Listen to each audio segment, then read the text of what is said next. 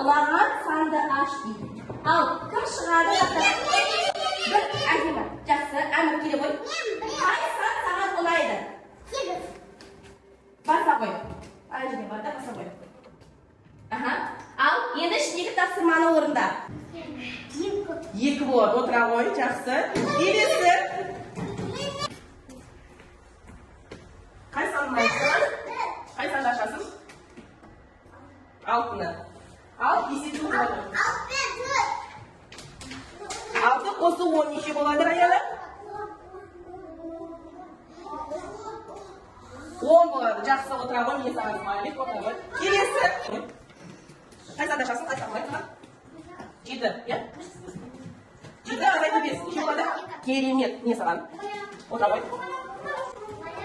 Айсұлтан келе ғой. Келе ғой Айсұлтан. Қай санды ашасың? 2 сан. Керемет. 10 азайту 2 8 болады. Жарайсың. Не саған? Келесі. 4 болады. Керемет. Отыра ғой.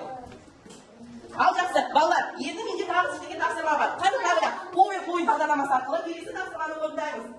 Осы фигуралардың ішінен кім маған 4 бұрышты тауып көрсетеді? Діңсұлтан келе ғой. Қане 4 бұрышты таппашы. Қане 4 бұрыш? Дұрыс па? Иә, отыра ғой. Тағы да 4 бұрыш көріп тұрсыз ба? Сая? Келе ғой, Сая. Қайсы 4 бұрыш көрсете ғой, бас? Иә, дұрыс па? Ja, жақсы. Керемет. Мен саған смайлик. Отыра қойыңдар. Болды. Кәне, күшіңіз. Бар ма тағы да 4 бұрыш? Дұрыс па? Бар ма тағы 4 бұрыш? Кәне, қайсысы көрсетші? 4 бұрыш, Нұрислам. Ал тексерейік. Қандай смайлик? Құдайға, неге? Бұны бұл бізге? 3 бұрыш. Жақсы. Бар ма тағы да? Бар ма тағы да? Тақтаға қарайықшы, бар ма? Ал, әмір бар дейді. Кәне? Қайсысы? Ал, қарай. Мұнай бағаспай. Неше бұрышы бар, санашы? 5 бұрышы бар екен. Келесі қателеспе.